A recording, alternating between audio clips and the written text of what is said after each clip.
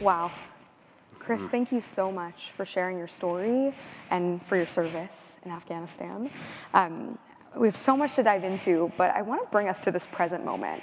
Okay. I'd love to know, are you worried about the current state of our country and some of what you're seeing in the past few years as more and more people fall to hate-based violence? And I'd love to know if you think as a society we're going forwards or backwards at this moment in time. I can only speak to my experience and what I've witnessed at Parents for Peace. We are seeing a very peculiar time in extremism. We're working with Jewish families who have white supremacist sons.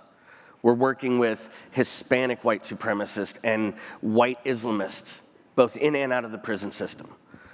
So I think that before we can move to a point where we have an understanding of extremism, people like me have to tell the story.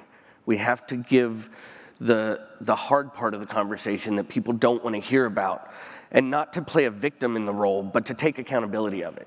And I think that when more stories like mine come forward and more organizations like Parents for Peace that are really doing the work in the trenches and in the outside of the view, we can actually come together and we can bring clinicians, mental health providers, community leaders and schools into this table, and we can really take a bite out of this problem. Yesterday, you and I were speaking about really the reason for why we do the work we do in conversation with Nicole and a few others. And we realized that really at the root of this problem is that notion that we don't know each other very well, and we have to close that divide. So do you have any advice for us sitting in the room today about how we prevent the fire before it starts and start that process of bringing us closer together? So I know I only have a couple of seconds, but I want to tell you another story real quick. Please. All right. So we just finished in March a documentary called Refuge, and it was released March of 2023, and it's about that topic, my journey and the kindness and the willingness to cross the divide of a Democrat Syrian refugee doctor named Haval Kelly to come and meet me where I was, because I was broken and I wasn't able to do that work myself. It takes the leadership of individuals to cross the aisle, in a political term, or cross the road, or go into the other neighborhood and meet somebody and have that conversation and realize just how alike we are.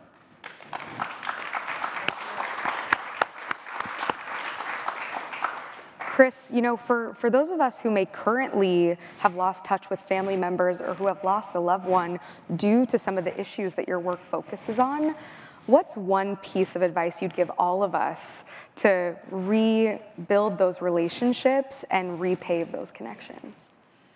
Wow, there would be separate advice for if somebody lost a loved one due to violent extremism, or if they lost a loved one because of violent extremism, right? Like, I mean, so I just want to put out there that we do recover, right? And I'm where I'm at today because of my wife. Every single person on the planet turned away from me when I was at my lowest, except for her. You might be the only person that individual has. Don't turn your back on them, because they can get better and they need you. Wow. Oh my gosh, Chris, thank you for sharing that. What an important reminder that at the root of so much of this is such a human desire to connect, and the loneliness epidemic that we're seeing, especially in the youngest generations, but I think it's something that's in all of us. What do you feel is a message that the next generation really needs to hear when it comes to these difficult conversations, and especially when it comes to politics? Have them. Like, have them with your friends. You look at kids, and I look at my son, and he's on an amazing baseball team with, sorry, I'm emotional, some of the best people I've ever met. And I watch the way he interacts with those kids that are different from him, and they're special, and there's this connection that somewhere along the lines, our stupidity as adults caused us to give away, right? Watch our children. Learn from them. We don't have to teach them anything. They have a lot to teach us.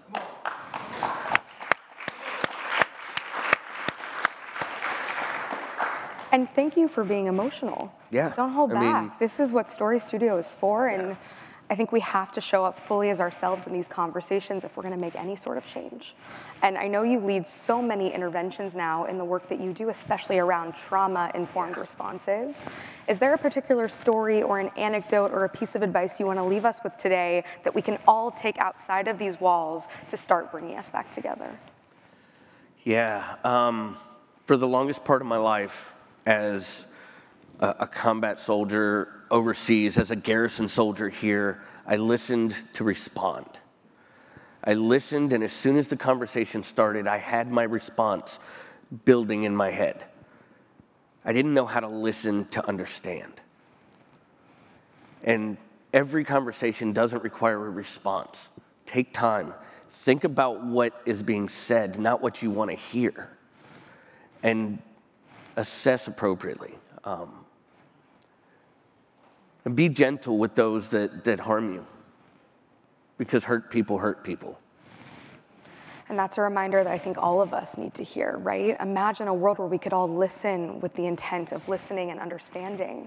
And I'm so grateful that you shared your story today, Chris, and how you've gotten to that place. And I know all of us are probably leaving today with that same message. So thank you so much. Absolutely. Thank you, guys.